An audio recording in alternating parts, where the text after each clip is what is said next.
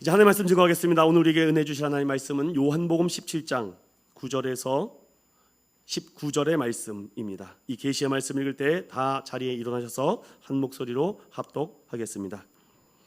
시작. 내가 그들을 위하여 비옵나니 내가 비옵는 것은 세상을 위함이 아니요 내게 주신 자들을 위함이니이다. 그들은 아버지의 것이로소이다. 내 것은 다 아버지의 것이요 아버지의 것은 내 것이온데 내가 그들로 말미암아 영광을 받았나이다.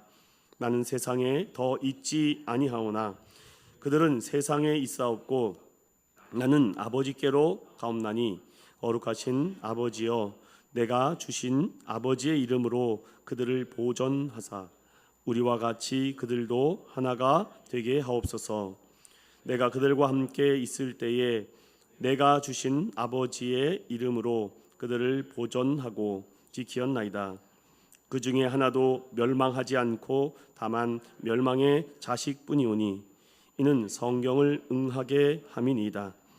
지금 내가 아버지께로 가오니 내가 세상에서 이 말을 하옵는 것은 그들로 내 기쁨을 그들 안에 충만해 가지게 하려 함이니이다.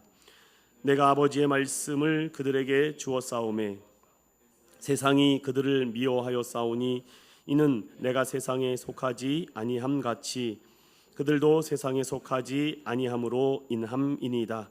내가 비옵는 것은 그들을 세상에서 데려가시기를 위함이 아니요 다만 악에 빠지지 않게 보존하시기를 위함이니이다. 내가 세상에 속하지 아니함 같이 그들도 세상에 속하지 아니하여 싸움나이다. 그들로 진리로 거룩하게 하옵소서. 아버지의 말씀은 진리니이다. 아버지께서 나를 세상에 보내신 것 같이 나도 그들을 세상에 보내었고 또 그들을 위하여 내가 나를 거룩하게 하오니 이는 그들도 진리로 거룩함을 얻게 하려 함이니이다. 아멘.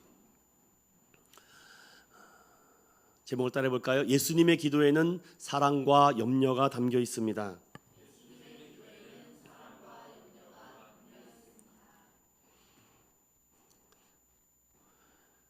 50대가 넘으신 분들은 가왕 하면은 한 분을 떠오릅니다. 가왕? 네, 가요를 많이 들으시는군요. 가왕 조용필 씨, 1990년도 앨범 12집 2번 트랙에 수록된 곡이 뭐죠? 그것까지 모르시는군요. 다행입니다. 성경만 많이 아시면 돼요. 12번째 앨범의 2번에 수록된 곡이 바로 이젠 그랬으면 좋겠네 라는 곡이라고 합니다. 가왕 조용필 씨의 곡을 듣는 사람들은 이분의 노래를 들으면 꼭 한서린 교과서와 같은 노래와 같이 한치의 오차와 틀림이 없다라는 얘기도 합니다. 명곡은 시간이 흘러도 울림을 주고 많은 사람에게 불려지며 그 생명력이 멈추어지지 않는다고 하죠.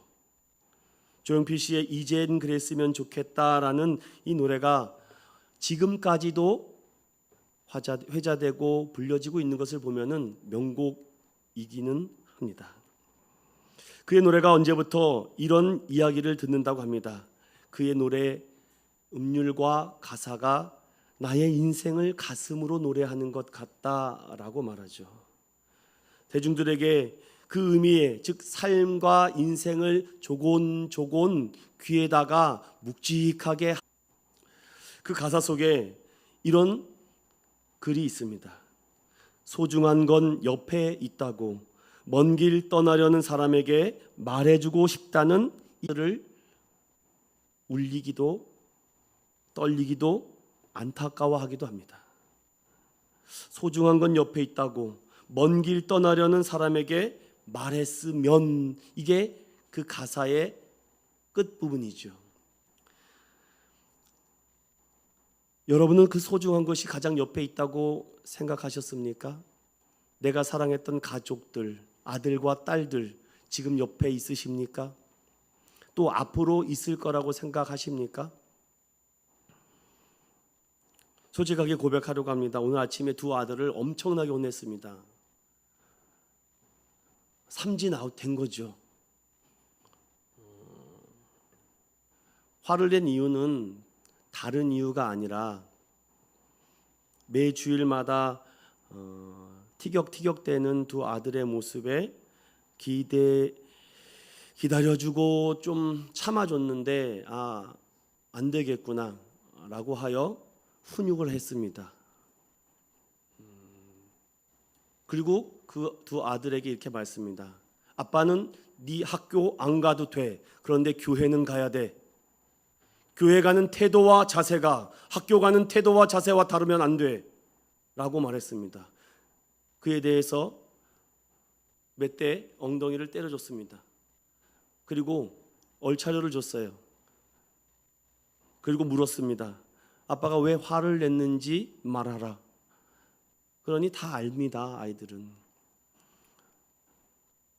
지금은 너희들이 이해할 수 없고 무슨 말을 하는지 알 수 없지만 네가 학교 가는 것만큼이나 교회 가는 것에 대한 소중함이 없다면 안 된다라고 말을 한 것 같아요. 소중한 것이 옆에 계속 있다라고 내 품 안에 있으니까 내 마음대로 할 수 있다. 저는 목회자의 아들로 자라면서 다 잘하진 않았지만 내가 잘못해서 우리 엄마 아빠 욕먹으면 어떡하지? 내가 실수하고 목사 아들이 뭐 저래, 목사 아들이 뭐 교회에서 저래, 이런 말을 듣는 것에 대한 굉장히 두려움이 있었습니다. 누가 뭐라 그러죠 또 안 했는데도 그런 두려움과 압박이 있다 보니까 언제부턴가 나의 본 모습을 교회에서 드러나는 것이 아니라 연기하고 있고 꾸미고 있는 나의 모습이 너무나도 싫었습니다. 나의 솔직하고 진솔한 모습이 교회에서 드러나는 것이 아니라 욕만 안 먹었으면 돼. 잔소리만 안 들었으면 돼. 꾸중만 안 들었으면 돼. 이 정도만 제가 했으면 오늘 주일 오케이. 그러면서 제 안에 평안함과 안녕이 없었습니다. 조용필 씨의 노래처럼 소중한 건 모두 잊고 산 건 아디었나. 내가 왜 하고 있는가, 내가 여기서 왜 이러고 있는가를 정체성을 잃어버리고 있진 않았는가 모르겠습니다. 더 잘하려고 했는데 더 못한 것이 더 생각이 나는 건 왜일까요? 이젠 좀 그랬으면 좋겠는데, 이제 좀 잘했으면 좋겠는데, 이제 좀 평안하게 했으면 좋겠는데 그게 잘 안 됩니다. 조용필 씨의 이 노래 가사 중에 이런 글귀도 있습니다. 지친 마음 아물게 해달라고. 어느 순간부터 제 마음에 이미 교회 안에서 이 생활과 신앙생활이 지쳐있다라는 것을 제가 느꼈습니다. 누가 날 좀 아물게 해달랬으면 좋겠다고. 그러다 보니까 그 믿음 좋은 목사 아들이 방향을 잘못합니다. 이렇게 딴 길을 가죠. 그러면서 제 마음을 조금 울렸고 마음을 열어줬던 것은 무엇보다도 부모님의 사랑, 끝까지 믿어주는 사랑이 아닐까. 마음이 너무 아프더라고요. 그래서 첫째 아들을 불렀습니다. 예배드리기 전에. 컴온, 반성 좀 했니? 그랬더니 반성 당연히 해야죠. 그러더라고요. 뭘 잘못하는지 알겠니? 그러니까 알겠다고 그러더라고요. 아빠는 너를 믿는다. 아빠가는 너를 혼내고 싶은 마음이 없다라고 말했습니다. 그러면서 나는 너를 다시 한번 믿어보겠다 라고 하면서 토닥여줬습니다.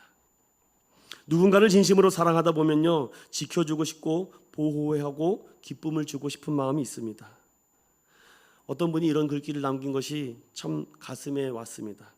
상대방의 장점은 빨리 소화시키고 단점이 있다면 설사시켜 버리십시오. 표현이 되게 자극적이죠. 본질을 붙잡고 살아가지 않으면 자연스럽게 변질되기 쉽기 때문에 상대방이 누군가가 나에게 얘기한 준 것을 빨리 소화시켜 줄 수 있는 믿음의 쿠션이 필요합니다. 그리고 단점은요, 빨리 설사시켜 버려야 돼요. 빨리 버려버려야 되죠. 누가 배 아픈 설사를 계속 배에 담고 삽니까? 빨리 버려야 되지 않을까요? 저 역시 오늘 말씀을 준비하면서 처음 신대원 들어갔던 그 글귀를 다시 한번 꺼내봤습니다. 제가 그 글귀에 이렇게 썼습니다. 나 엄성은 설교 준비 시 성령이 없는 것처럼 준비한다. 설교 시 원고가 없는 것처럼 준비한다.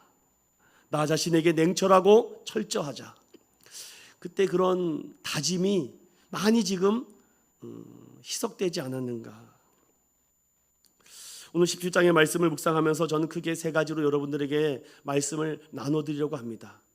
100번 1000번 말하면 뭐합니까? 이 하나님의 말씀이 내 마음에 양약이 되고 내 마음에 보약이 돼야 되지 않겠습니까? 저는 지난 시간의 말씀을 다시금 한번 되새겨보고 17장의 이 기도의 내용의 중심 부분을 살펴보고자 합니다. 요한복음 17장에는 예수님의 세 가지 기도가 나온다라고 말씀드리고, 첫 번째는 예수님 자신을 위한 기도, 그리고 오늘 나눌 제자들을 위한 기도, 그리고 앞으로 이 세상, 앞으로 믿게 될 자들을 위한 이 세 가지의 기도 내용이 나옵니다. 오늘은 두 번째를 살펴보려고 해요. 예수님은 3년의 공생애 동안 제자들과 하신 사역은 이 네 가지 사역입니다. 나의 이 사역들을 통해서 하나님의 이름이 나타나고 하나님의 말씀을 전하고 그들을 믿게 하는 것과, 또한 특별한 제자들을 세워서 자신을 믿게 하는 것, 오늘 그 부분이 두 번째 기도에 해당되는 것입니다. 그리고 그 제자들에게 사명을 주어서 증인되고 증언하라 하신 이 예수님의 가장 큰 사역이 오늘날 교회에도 해당되는 모습이라는 것이죠. 하나님의 선택과 예정은 사람이 이해할 수 없는 정말 신비로운 영역입니다. 16장에는 예수님의 죽음과 부활과 승천에 대해서 남겨질 제자들에게 이 험난한 앞날을 천국과 영생이 예배되어 있으니 그 약속을 믿고 살아가라라고 다짐시켜주고, 17장에는 예수님께서 이 모든 연약한 이 백성들을 향해서 대제사장적 기도를 하고 있는 것이죠. 결국 한 사람이 중요하다는 것을 다시금 깨닫게 됩니다. 예수님은 요한이 말하는 그 영생 가운데 유일하신 참 하나님만을 믿어야 하며, 예수님은 그리스도며 하나님이 보내신 유일하신 중보자 예수, 그리고 하나님이 유일한 아들이심, 그리고 이 모든 사실을 인정하고 예수님을 더욱 힘써 알아야 됩니다. 이 본질이 목회자 안에 들어가 있지 않고 흔들리면요, 정말 웃기죠? 교회가 흔들립니다. 이 부분이 제가 말했던 이 예수님의 이 사역과 예수님께서 말한 이 요한복음의 핵심인 영생에 대한 이 본질이 목회자 마음속에 딱 없으면 설교가 이상해진다니까요. 결국은 자기 자랑하다 끝납니다. 예수 자랑해도 시간이 모자란데 자기 자랑을 뭘 그렇게 늘어놓습니까? 결국 목회자가 흔들리면 교회가 흔들리고, 교회가 흔들리면 나라가, 결국 온 세계가, 민족이 흔들린다라는 것이죠. 여러분, 우리 너무나도 잘 압니다. 육신이 질병이 들고 아프면 병원 가야지. 그런데 영혼의 병이 들면 어떻게 해야 합니까? 사랑 믿음의 성도 여러분, 십자가의 사랑을 보여주신 예수 그리스도에게 돌아오시기를 간절히 축원드립니다. 십자가의 사랑만이 모든 사람에게 영생을 주기 때문이죠. 그렇다면 여러분들에게 질문 하나 드리고 싶습니다. 예수님께서 왜 제자들이나 이 세상이 아닌 나 자신을 위해서 먼저 기도했을까? 저는 지난 시간에 잠시 말씀을 드렸습니다. 나 자신도 비틀비틀대고 흔들리고 있는데 누가 누구를 기도하는가? 우리는 예수님의 영역과 우리의 영역은 너무나도 차이가 납니다. 왜 예수님께서는 이 17장에 나를 위한, 자신을 위한 기도를 먼저 했을까? 전 이런 예를 한번 들어보고 싶습니다. 비행기를 타고 있습니다. 비행기가 날아갑니다. 그런데 비행기가 갑자기 사고나 고장으로 인해서 추락하고 있다고 생각해 보십시오. 그 비행기 안에는 남녀노소 많은 사람들이 타고 있습니다. 그 중에 고장으로 인한 폭발로 인해서 비행기가 터져 그 위험한 물건들과 위험한 기구들이 사람들에게 끼고 다치고 있습니다. 그러나 나는 괜찮아요. 그런데 한쪽에서 저쪽에서 한 아이가, 그 어린아이가 살려달라고 SOS를 치고 있습니다. 여러분, 그때 어떻게 하시겠습니까? 너무 극단적인 예를 들어서 죄송하지만 주변의 어린이가 극심한 고통 중에 아픔을 호소하고 주변의 사람들이 도와달라고 하고 있는 그때입니다. 그럼 어떻게 합니까? 아이고 불쌍하구나, 안 됐구나, 자 산소 마스크 얼른 쓰렴. 하는 알고 둘은 모르는 거죠. 뭡니까? 내가 먼저 산소 마스크를 쓰고 있어야죠. 그거를 먼저 아이한테 씌워주면 나는 죽는 겁니다. 무슨 말을 하고 싶습니까? 자신이 먼저 산소 마스크 쓰는 것에 양심의 가책을 느껴서는 안 됩니다. 내가 먼저 정신을 차리고 내가 먼저 온전히 서 있고 내가 먼저 회복돼 있어야지 누구를 구할 수 있는데 그냥 너나 해봐라. 그걸 남한테 주면 어떡합니까? 전 이렇게도 표현합니다. 내가 물에 빠진 사람을 구하고 싶다고 합니다. 그럼 구해보라 그래요. 그런데 물속에 뛰어들지 못해요. 왜냐? 수영을 할 줄 모릅니다.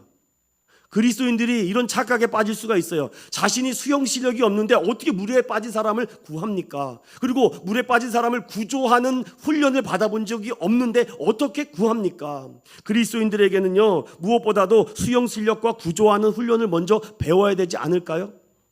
이 훈련을 받을 생각은 안 하고 영육이 아픈 것에 대해서만 상처 입었다, 어려움 당했다, 왜 나를 안 도와주냐라는 이 입장에서만 선다면 오늘 예수님께서 이 하신 기도가 우리에게는 그냥 뜬구름 얘기가 될 것입니다. 나에게 주신 하나님의 능력과 은사를 무엇을 위해서 사용하는가? 저는 이렇게 말합니다. 나의 체력과 영역이 부족하거나 감정이 컨트롤되지 않고 멘탈이 약하면 결국은 다 무너지기 때문에 다 쓰러지더라도 내가 모세와 같이, 내가 엘리야와 같이, 내가 다윗과 같이 바로 서 있으면은 하나님께서 때를 따라 다시금 은혜를 주시고 함께 해주실 것을 믿는다.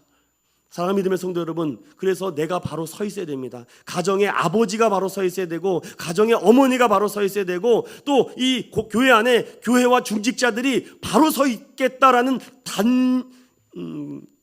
단절된 마음이 없으면 아유 뭐 목사님도 저렇게 하는데 나도 저렇게 해도 되겠지. 이게 은근슬쩍 이 오염되는 것이 전염이 된다니까요. 그래서 목회자가 기도하는 것은 자랑이 아닙니다. 목회자가 금식하고 목회자가 성경 연구하는 건 자랑이 될 수가 없습니다. 그건 당연히 하는 것입니다. 그런데 여기서 뭐 내가 기도를 얼마나 했고 뭐 성경을 몇 독 했고 이게 뭐 어떻게 목사에게 자랑이 됩니까? 그렇게 자랑하는 것은 저는 그냥 확 꺼버립니다. 아 벌써 기본의 마인드가 안 돼 있었구나.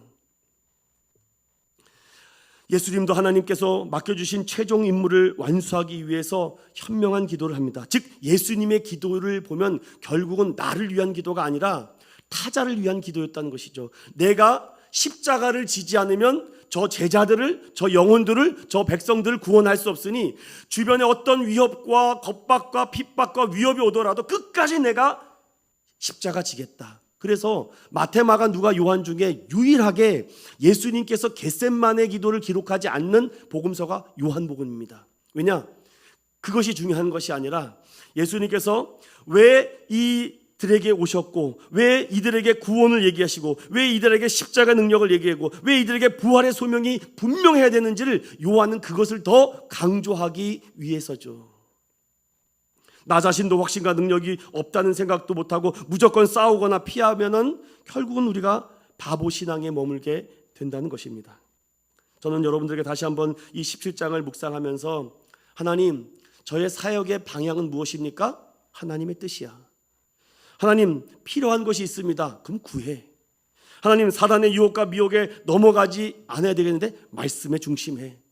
뭐 정확하고 너무 심플합니다. 너무 복잡하게 할 필요가 없어요.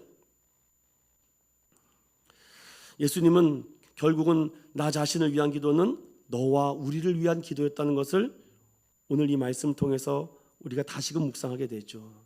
자, 그렇다면 오늘 말씀에 어떻게 예수님께서 제자들을 향해서 기도하는지 우리 다 같이 9절을 읽어보겠습니다. 9절 시작. 내가 그들을 위하여 비옵나니 내가 비옵는 것은 세상을 위함이 아니요 내게 주신 자들을 위함이니이다. 그들은 아버지의 것이로소이다. 아멘. 지금 주님께서 아버지 하나님께 기도합니다. 내가 그들을 위하여 빕니다. 기도한다는 거죠. 기도가 뭡니까 여러분? 빌기자의 빌도자입니다. 빌고 빈다는 게 기도예요. 영어로는 pray인데 여러분 빌고 빈다는 것이에요. 그래서 이게 비옵난이라고 되어 있는데 그래서 한자 공부도 하시면 도움이 많이 됩니다. 그런데 여기서 중요한 것은 내가 비옵는 것은 세상을 위함이 아니라 내게 주신 자들을 위함이라고 합니다. 그럼 여기서 내게 주신 자들은 누굽니까? 하나님이 허락되어 구원받을 영혼들을 위한 것입니다. 이거는요 정말 놀라운 진리의 말씀이죠. 내게 주신 자들을 위해서 예수님이 기도하고 있다. 여기서 우리 개혁주의 신앙의 선택과 유기교리, 즉 성도의 경인교리가 이 구절에서 딱 나오는 거죠. 하나님이 무조건적으로 선택한 영혼들은 끝까지 견인한다는 거죠. 견인해 준다는 겁니다. 그들은 아버지의 것이기 때문에. 예수님께서 왜 이렇게 기도하실까? 이미 우리는 요한복음 앞장에서 예수님이 이렇게까지 제자들을 위해서 기도했던 이유가 나옵니다. 우리 요한복음 13장 멀지 않으니까 잠깐 열어볼까요? 13장 1절을 우리 함께 한 목소리로 합독해 보겠습니다. 시작. 6월절 전에 예수께서 자기가 세상을 떠나 아버지께로 돌아가실 때가 이른 줄 아시고 세상에 있는 자기 사람들을 사랑하시되 끝까지 사랑하시니라. 아멘. 여러분, 예수님께서 이 말씀처럼 우리도 지체와 공동체와 교회와 또한 많은 영혼들을 끝까지 품어주고 사랑하는 정말 아름다운 공동체가 될 줄로 믿습니다. 예수님이 기도할 수 있었던 것은 그 영혼들을 위한 사랑이 끝까지 변함이 없다는 거죠. 그리고 예수님은 제자들에게 보혜사 성령을 보내주겠다. 그리고 내가 가는 것이 너희들에게 더 큰 유익이다라고 계속 말씀을 하면서도 오늘 예수님께서 제자들에게 하시는 이 기도 내용을 보면요, 저는 딱 두 가지가 생각됩니다. 오늘 제목에도 말씀드렸던 것처럼 사랑과 염려가 담겨 있어요. 사랑과 염려가 묻어 있습니다.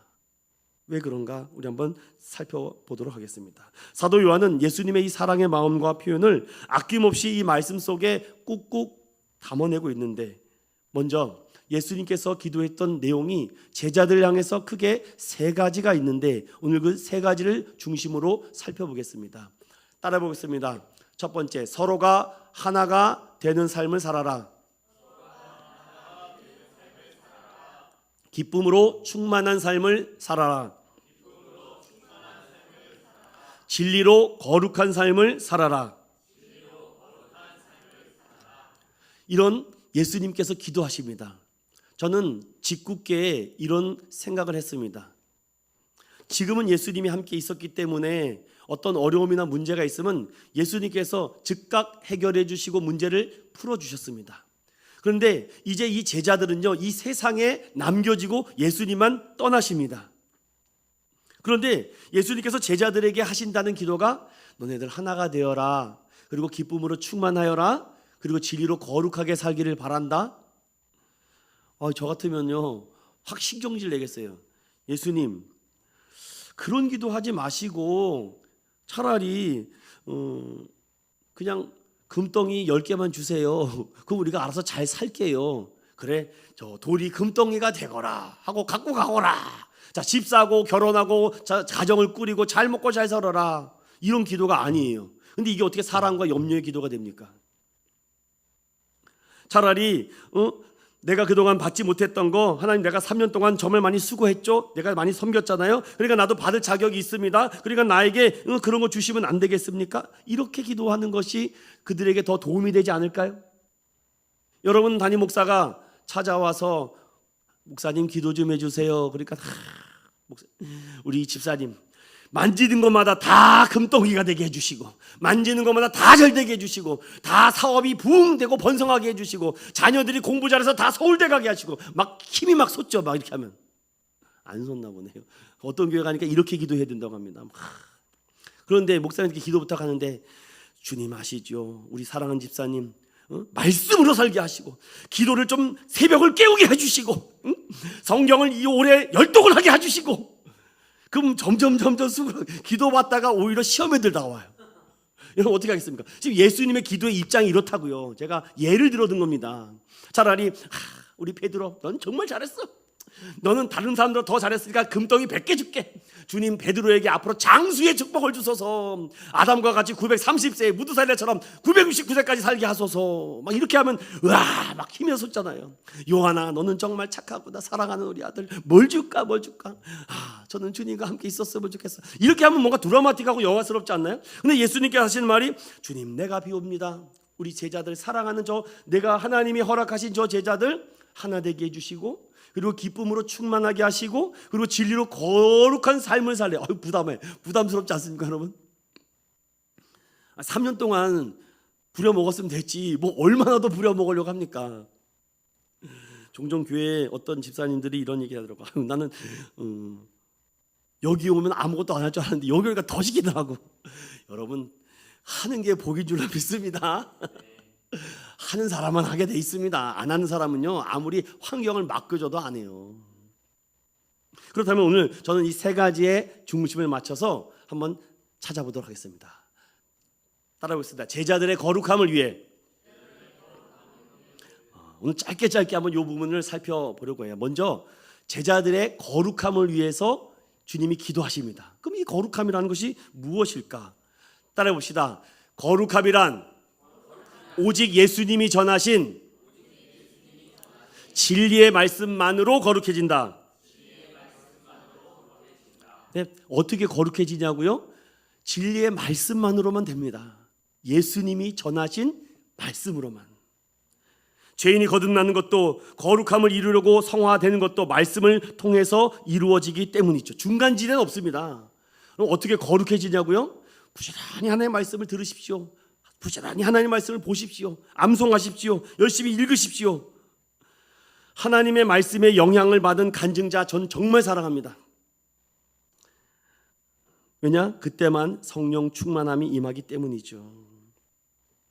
그렇다면요 여러분들에게 구체적으로 어떻게 하면 거룩한 삶이 될까? 이 부분이 오늘 첫 번째 핵심 키워드입니다. 거룩한 삶이란 어떤 삶일까? 따라봅시다. 거룩이 아닌 것을 버리는 삶이다. 그럼 우리 데살로니가전서 4장 3절 무엇을 버리라고 성경은 말하는지 우리가 한번 함께 읽어볼까요? 데살로니가전서 4장 3절 하나님의 뜻과 거룩한 삶이라는 것을 성경은 이렇게 말합니다. 시작. 하나님의 뜻은 이것이니 너희의 거룩함이라. 자 거기서부터 8절까지 쭉 읽어야 되는 거예요. 이것이 버리는 거고 취해야 되는 것입니다. 시작. 곧 음란을 버리고 각각 거룩함과 존귀함으로 자기의 아내에 대할 줄을 알고 하나님을 모르는 이방인과 같이 세욕을 따르지 말고 이 일의 분수를 넘어서 형제를 해하지 말라. 이는 우리가 너희에게 미리 말하고 증언한 것과 같이 이 모든 일에 주께서 신원하여 주심이라. 하나님이 우리를 부르심은 부정하게 하심이 아니요 거룩하게 하심이니 그러므로 저버리는 자는 사람을 저버림이 아니요 너희에게 그의 성령을 주신 하나님을 저버림이니라. 아멘. 거룩한 삶이란 거룩이 아닌 것을 버리는 삶인 줄로 믿습니다. 요즘 젊은 청소년들과 아주 음란하고 아주 정말 태폐적이고 여러분 우리가 교회에서 말조심을 잘해야 됩니다. 태폐적인 거, 성적인 발언 이런 거 절대 하지 마십시오. 제가 최근에 어떤 영상을 보다가 아주 꼭지가 든 적이 있었습니다. 왜 그런지 아십니까? 어떤 사람이 그렇게 얘기를 하더라고요. 강남 한복판에서 뱅뱅사거리에서 이 표지판을 들고 동성애자는 지옥 갑니다. 지옥 갑니다. 그러니까 그 사람이 이렇게 우스갯소리 하는 것 같아요. 농담만인지 신담인지 그렇게 이렇게 얘기합니다. 아니 저 양반은 지금 시대가 어느 때인데 저렇게 전도하고 있냐고. 저 얘기를 듣고 나 교회 가봐야 되겠지. 어느 교회 다니세요라고 그렇게 하겠냐고. 전도하는 것을 바꿔야 된다고. 어떻게 바꿔야 된다고 아십니까? 전도할 때 삐끼처럼 하라고 합니다. 삐끼처럼. 천국 가실라고? 천국 좀 가보실래요? 여기 공짜로 자매들과 노래할 수 있는 기회를 드립니다. 딱 그러더라고. 꼭지가 제가 확 들어왔습니다. 큰 노래방에서 자매들과 함께 노래할 수 있는 기회에 특권을 드리겠다라고. 무슨 말인지 이해를 못 하시나 보네요. 노래방에 안 가보셨습니까? 아, 여기 우리 되게 성결하신 분이죠. 죄송합니다. 노래방에 가면 노래방 도우미라는 분들이 있습니다. 그래서 돈을 주면 도우미들이 와서 함께 노래를 불러주고 술을 따라줘요. 신실해서 감사합니다. 이거 보고 웃으면 어떡할까 했는데, 그러다 보니까 그렇게 전도하라는 거죠.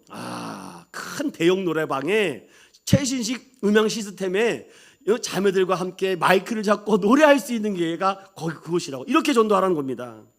기분이 너무 안 좋아졌어요. 이거 말고도 정말 입에 담을 수 없는 음담패설이 얼마나 많은지 우리는 참 입조심을 해야 되는 것을 놓치게 되죠. 두 번째 따라 봅시다. 깨진 삶에서 화목을 위해 내가 죽어야 된다.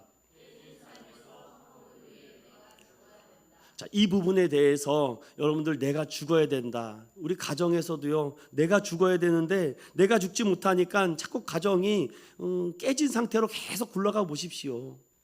결국은 다 무너지고 너도 죽고 나도 죽는 것 아니겠습니까? 깨지고 부서지고 나눠지고 조각난 모습에서 화목을 위해서 나 자신을 죽이라는 것. 그럼 우리 한번 성경 한 구절을 또 찾아보겠습니다. 야고보서 1장 27절의 말씀입니다. 야고보서 1장 27절의 말씀 한번 함께 읽어보겠습니다. 시작. 하나님 아버지 앞에서 정결하고 더러움이 없는 경건은 곧 과와 과부를 그 환난 중에 돌보고 또 자기를 지켜 새 속에 물들지 아니하는 그것이라. 아멘. 저기 보십시오. 하나님 앞에서 경건하게 산대요. 거룩하게 산대요. 그런데 주변에 어려운 사람과 약자들을 돌보는 모습이 없어요. 경건한 삶이 아니라는 겁니다. 야고보서의 말을 비추어 보면 더 나가서 자기를 지켜서 새 속에 물들지 않아야 되는데 하는 게 똑같습니다. 그러면 그건 거룩이 아니라는 것이죠. 그러니까 우리가 얼마나 거룩하지 못한 삶을 어제도 살았고 오늘도 살지 모릅니다. 그러니까 거룩하게 산다는 것을, 이게 얼마나 힘들고 어려운 것인가. 그럼 우리는 거룩하게 살 수 없는 것인가? 세 번째 읽어보겠습니다. 하나님의 공의와 정의를 위해 정직해야 된다. 우리는 얼마든지 그리스도 안에서 술을 먹어도 천국 가고 담배를 피고 도박을 하고 마약을 하고 해도 상관없다라고 말할 수 있습니다. 그러나 모든 것이 가하나 그렇지 않습니다. 믿음이 약한 자들이 그걸 보고 넘어지고 쓰러지고 오히려 시험과 환난이 된다면 연자맷돌을 목에 메고 빠지라고, 이런 극단적인 얘기를 할 정도로 우리는 항상 그리스도인으로서 믿음 안에서 하나님의 공의와 정의가 불타올 수 있도록 몸과 마음이 거룩한 성전되라 말씀합니다. 네 번째, 진정한 거룩은 온전한 사랑을 행하는 것이다. 그러면 이 사랑을 위해서라는 것은요, 무엇일까? 따라 봅시다. 대가를 지불한다. 우리 부모님은요, 교회를 너무 사랑하세요. 교회를 사랑해도 너무 사랑하세요. 40년을 넘게 본 증인으로서 교회를 너무 사랑하시니까 교회만 사랑하세요.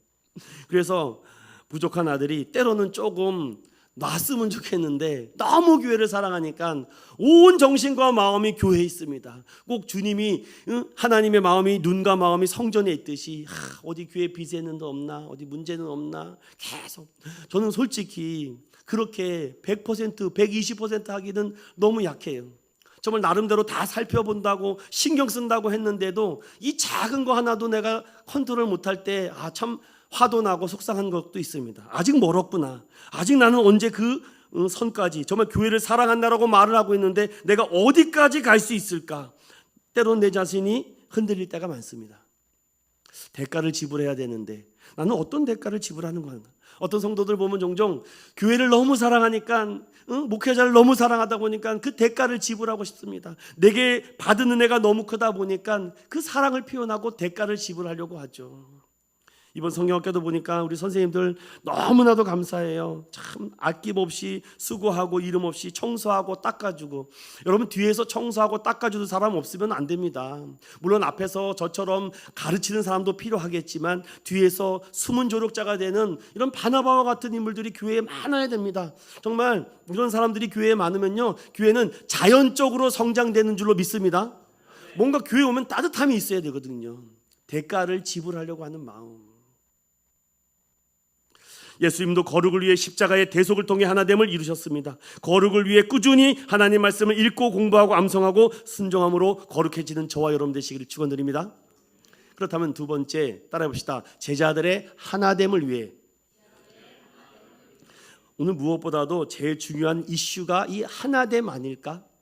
여러분 하나 된다라고 얘기하니까 이거는요 교회에서 자주 쓰는 말이죠. 우리 집사님들 하나 됩시다. 자 하나 원웨이 이런 거 하는 목사는 나쁜 목사입니다. 자꾸 이렇게 가스라이팅을 시키는 겁니다. 지금 이게 은근히.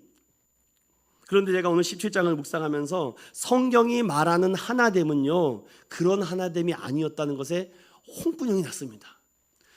이런 하나 제가 앞전에 말했던 이렇게 뭐 연합, 조직, 단합, 대회, 뭐 연합 이런 것들 수련회 이런 거 가서 우리 교회, 우리 단체, 우리 모임 딱 이런 거 하는 거 세상 사람들이 더 잘합니다. 교회보다 더 잘해요. 회장은 누가 되고 부회장은 누가 되고.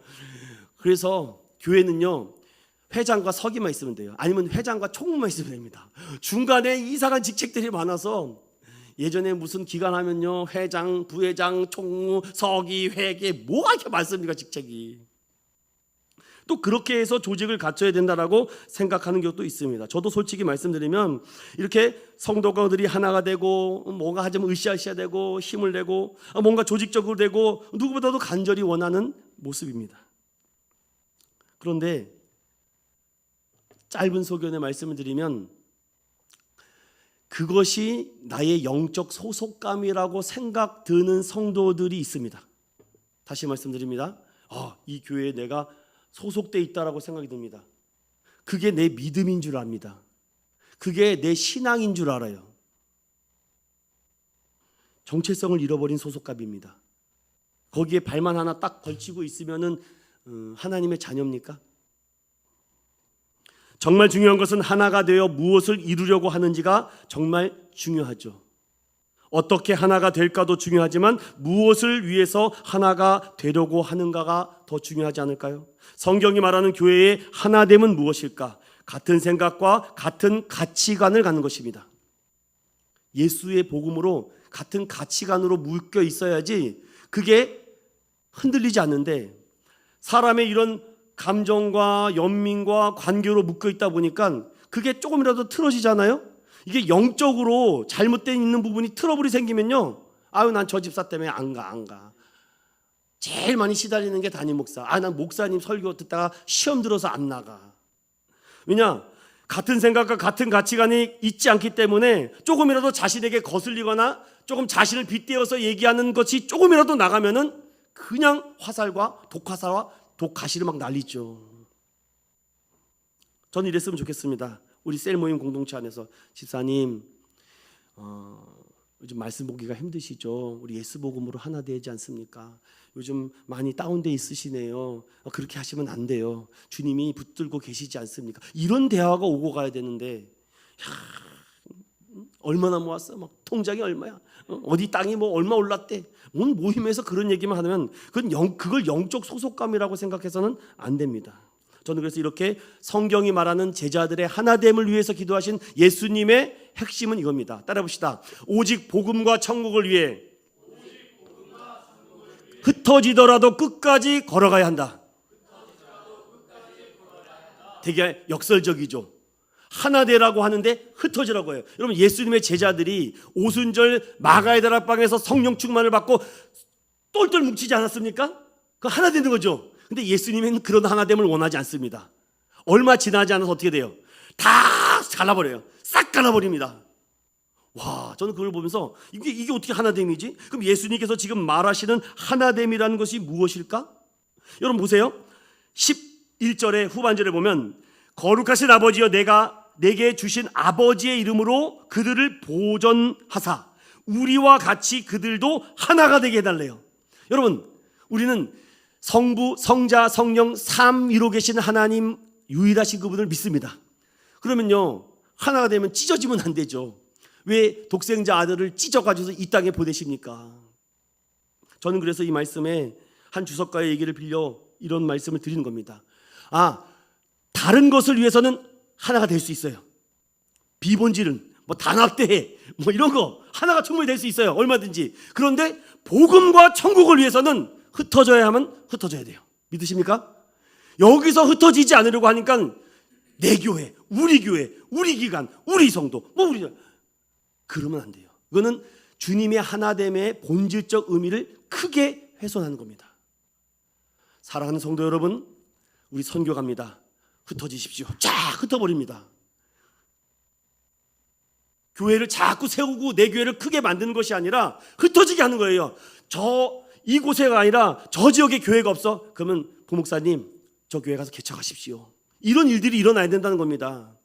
없는 지역에 가서 교회를 세우고 없는 곳에 가서 그 영혼을 세워야 되는데 복음과 천국을 위해서 내 교회만 배불리고 있다. 이거는 주님의 하나됨의 원리가 아닙니다. 그래서 어떻게 됩니까? 사도행전 8장 이후에 스데반의 순교유로부터 교회에 큰 핍박과 눈물과 박해가 쏟아집니다. 아니 초대교회가 지금 베드로가 한번 설교하면 3,000명 5,000명 야 이거 금방 교회 세우겠다. 야 교회 한 10,000명 되는 교회 짓겠다. 이런 흥분의 도가길이 빠져 있을 때 주님은 완전히 땅바닥으로 내려꽂습니다. 주님 이렇게 하면 안 되죠. 왜 우리를 이렇게 하십니까? 왜 더 고난과 가난과 환난의 길을 걸어가라고 하십니까? 주님은 흩어지라고 얘기하십니다. 흩어질 때 하나님의 천국과 복음이 더 역사가 나타난다는 거죠. 그랬더니 어떻게 됩니까? 빌립 집사가 사마리아로 갑니다. 베드로와 요한이 또 딴 데 가면 다 제자들이 막 뿔뿔이 흩어지는 겁니다. 빌립 집사가 사마리아에 가서 복음을 전하니 그들이 성령을 받습니다. 베드로가 고넬료 집에 가니까 그 이방인들이 복음을 듣고 성령을 받습니다. 무할례자인 저들도 구원을 받고 성령을 받는구나. 복음과 천국을 위해서는 뭉치는 것이 아니라 때로는 흩어지더라도 끝까지 내게 맡겨주신 사명을 걸어가라고 주님이 제자들 위해서 너희들은 끝까지 하나가 되어야 된다. 무슨 말입니까? 몸뚱아리는 떨어져 있어도 마음과 생각이 텔레파시가 통하고 있다는 거죠. 저는 그래서 새벽마다 기도해요. 우리 사랑하는 집사님 지금 일터에서 뭐하고 있는데 여러분 제 텔레파시가 들리나요? 농담입니다. 또 뭐 여러분들 물론 들리지는 않겠지만 그렇게 여러분들이 현장 속에서 믿음 잃지 않게 하기 위해서 그 하나 되기 위해서 우리 교회에 오직 예수, 오직 복음이면 충분합니다. 그래, 내가 오늘도 이 하루를 살아가고 이 한 주를 살아갈 때 내가 그리스도인으로서 거룩을 위해서 싸워가는 거예요. 이렇게. 그리고 하나됨을 위해서 하나님 내가 여기서 어떻게 합니까? 그래, 넌 거기서 빛이 돼야 돼. 너는 거기서 소금이 되렴. 주님, 저는요 너는 목사니까 미랄이 되렴. 아이고 주님, 저보고 썩어지라고요? 썩어져야죠. 사랑하는 우리 인천교회 성도들 여러분, 우리가 앞으로 교회가 점점 성장하고 발전할 때 주님은 똘똘 뭉쳐서 의기투합하라는 것이 하나됨이 아니라 천국과 복음과 영혼 구원을 위해서는 흩어지라 하실 때 흩어질 마음의 준비와 그 가치관을 갖고 있는 저와 여러분 되시길 간절히 소망드립니다. 인간적인 욕심이야 교회가 커지고 성도들로 많아지기를 원하죠. 저는요 우리 성도들 정말 어디 가도 안 바꿉니다. 제가 큰 교회도 섬겨봤기 때문에 정말 저는 다 말씀을 드릴 수가 없어요. 예수님은 끝까지 제자들이 이 사명을 완수하기 위해서 베드로도 혼자서 쓸쓸히 죽었습니다. 도마도 쓸쓸히 죽었습니다. 야고보는 목배임을 받아서 죽었습니다. 제자들마다 다 틀려요.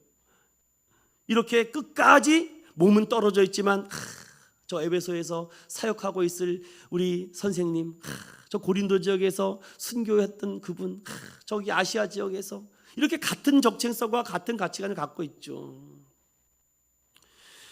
예수님은 하나됨의 목적은 그들의 같은 가치관을 가지고 고난과 죽음의 순간까지도 끝까지 그 길을 걸어가라고 말씀해 주고 있는 것입니다.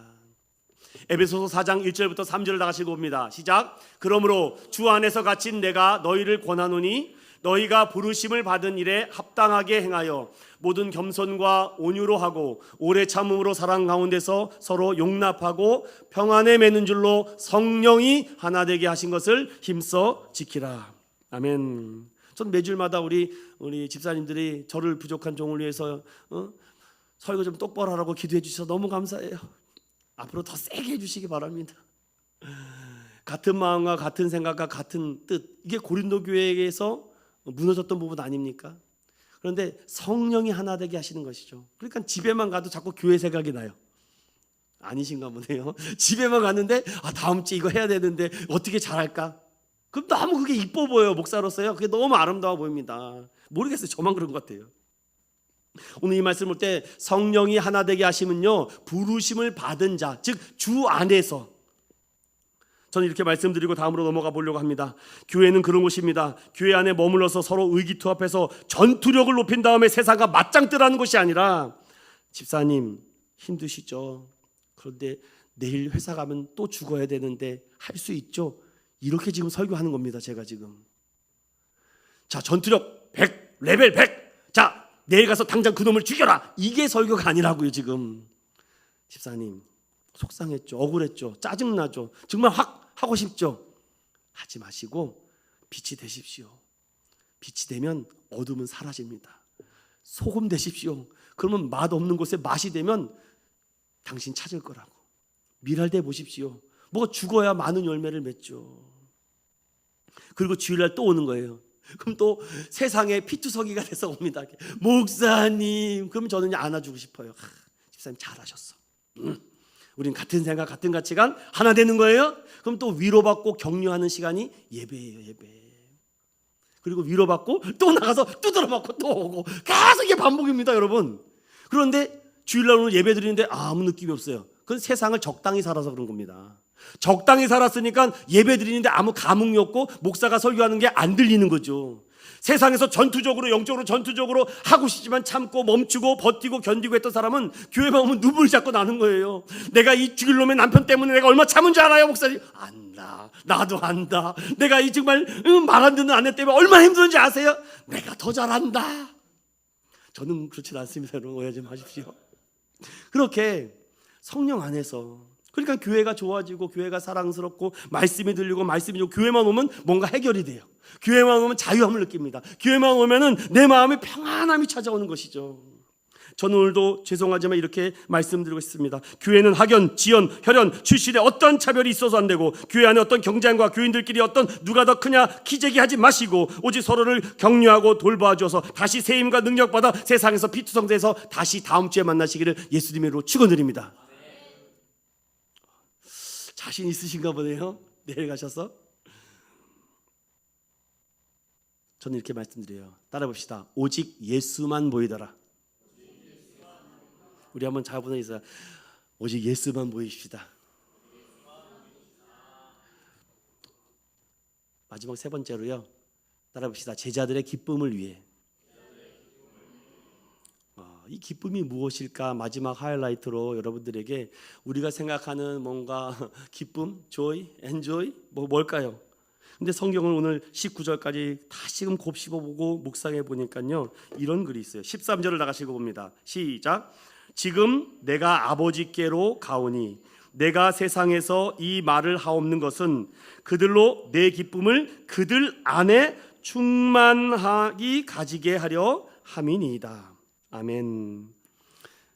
여러분, 운전을 하고 가는데 옆에 사랑하는 아내나 남편이 자꾸 오른쪽으로 가라고, 오른쪽으로 왼쪽으로 가라고, 왼쪽으로. 직진이야. 확 가겠습니까, 여러분? 자존심 때문에 목졸지를 이탈하지 마시기 바랍니다. 내가 알아서 갈게. 그럼 가세요, 그냥. 여러분, 우회전 할 때 우회전 하시면 되는 겁니다. 고집 부리고 자존심 세우다가 그럼 직진하다가 큰일 나는 겁니다. 제자들이요, 예수님께서 받은 이 복음의 은혜를 가지고 같은 생각과 같은 가치관을 가지고, 요한아, 이제 네가 가는 길마다 어렵고 핍박하고 힘들지만 내가 기도해 줄게. 성령 안에서 우리는 하나야. 그리고 힘내. 걱정하지 마. 염려하지 마. 라고 이렇게 격려해 주고 위로해 주죠. 근데 성경에서 말하는 그 기쁨이 무엇인지 아십니까? 따라 봅시다. 진리를 위해 세상 속 증인으로 살아갈 때 영혼 구원의 기쁨을 위해서다. 이것이 오늘 마지막 부분이에요. 그래서 예수님께서 세 가지를 이렇게 기도하는 거죠. 먼저 너의 거룩함을 위해서. 먼저 거룩해야죠. 내가 비틀대고 있으면 어떡합니까? 나도 지금 거룩이고 비거룩이고 왔다 갔다 본질이니 비본질이니 타협하고 있는데, 내가 거룩하니 너도 거룩하라 하신 주님의 말씀처럼. 그러다 보니까 하나 되고 싶어요. 주 안에서 하나, 말씀 안에서 하나, 진리 안에서 하나, 한 마음 한 뜻으로 자꾸 교회 안에서 내가 하겠습니다, 내가 헌신하겠습니다. 자꾸 그러면 보인다니까요. 그런데 미묘하게 알 수 없는 기쁨이 생겨요. 이거 설명할 수가 없습니다. 이건 여러분들 체험하셔야 돼요.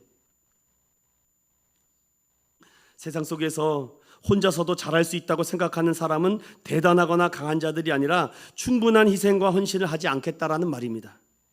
주님이 염려한 것은 제자들의 연약함이 아니라 세상의 왜곡된 시선과 가치관들과 세계관을 염려하신 것입니다. 왜냐? 제자들은 이제 내가 예수인 것을 믿고 내가 메시아인 것을 믿고 하나님께 기도합니다. 주님, 우리 제자들이 나를 믿습니다. 주님, 우리 제자들이 내가 메시아임을 믿었습니다. 계시를 믿고 하나님의 말씀을 믿고 이제 앞으로 세상으로 나갈 것인데 그들에게 거룩함의 힘을 능력을 주시고 그들이 하나 되게 끝까지 복음을 천국을 위해서 가시고 또한 그 사역하는 현장 가운데에 기쁨이 있게 해달라고. 저는 이것을 이렇게 마무리 짚어요. 영원 구원의 가치.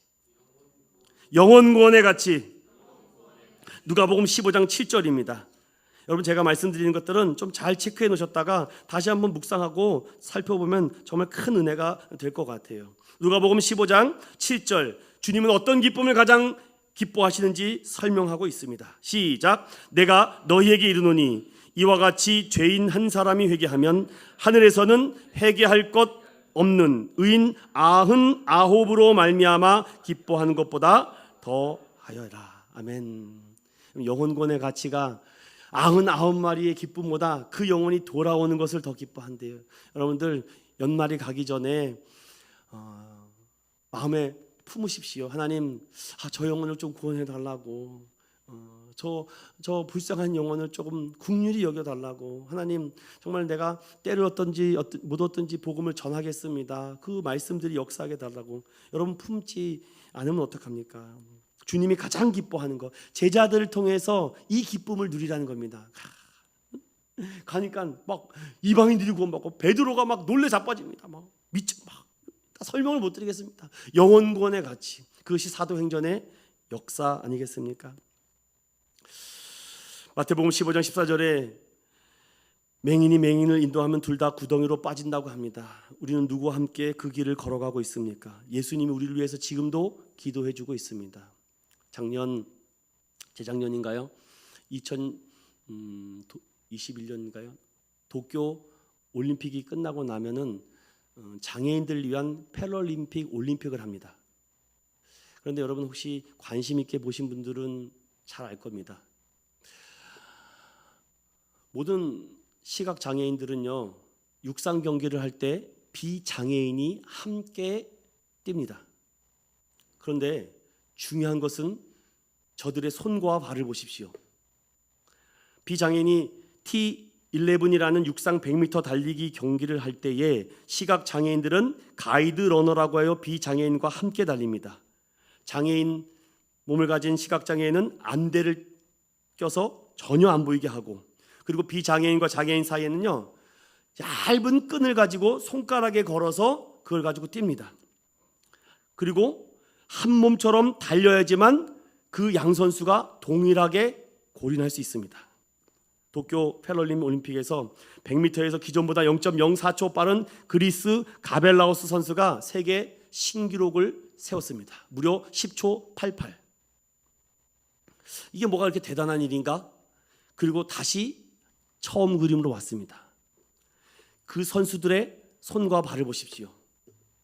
여러분, 뭐 왼발잡이든 오른발잡이든 이 육상 경기 어려운 것은 뭐냐면 달리다가 끈이 끊어지면 바로 실격 처리. 절대로 끈이 끊어지면 안 됩니다. 풀려서도 안 되고 끊어져서 안 돼요. 만약에 뛰다가 끊어지면 바로 거기서 더 이상 달리지 못하게 합니다. 아웃. 그리고 더 놀라운 것은 저들의 손과 발이요, 그러니까 저 그림을 잘 봐요. 저 발이 똑같이 가죠 지금.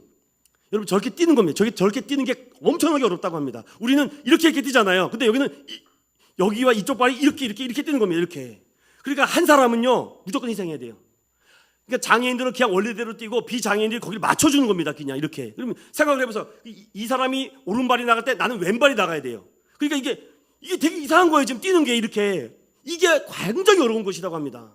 근데 비장애인이 무조건 섬겨주고 도와줘야 된다고 합니다. 그래야지만 끝까지 가는데, 이들은 처음에 뜀을 뛸 때 비장애인이 이 장애인 앞에 딱 이 나란히를 시킵니다. 한번 관심 있게 보시고, 네가 가야 될 길이 여기야. 여기서 이탈되면 안 돼. 딱 해. 그리고 내 손 잡아.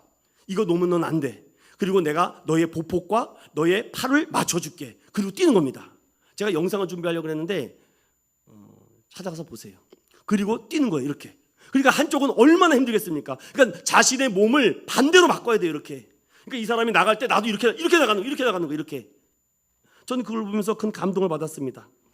서로를 믿기에 달릴 수 있고, 육상 경기에서 이 서로에 대한 신뢰가 없으면 이 찰나의 순간에 줄이 끊어질 수 있고, 보폭이 잘못 맞춰지면 꼬린까지 갈 수 없고 넘어진다고 합니다. 이 훈련을 엄청나게 한다고 합니다.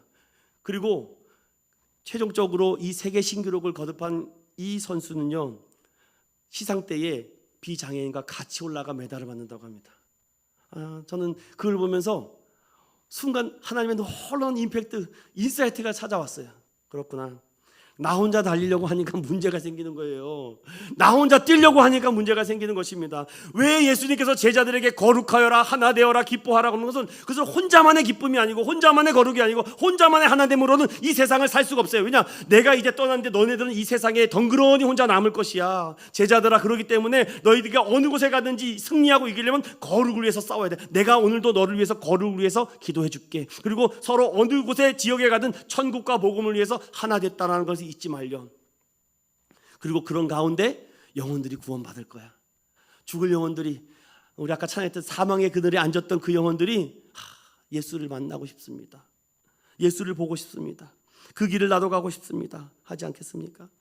우리는 누구와 함께 길을 걸어가고 있습니까? 사랑하는 믿음의 성도 여러분, 오늘 저는 서두에 말했던 것처럼 이렇게 마무리를 짓겠습니다. 따라해보겠습니다. 이젠 구원받은 성도들이 그랬으면 좋겠습니다. 오직 예수의 길만, 오직 예수의 길만 바라보길 바랍니다. 우리 사랑하는 인천능교회 성도들, 다른 길 보지 마시고 우리 뒤에서 밀어주시고 이뤄주시는 예수의 길만 걸어가는 저 여러분 되시기를 예수님의 이름으로 축원드립니다.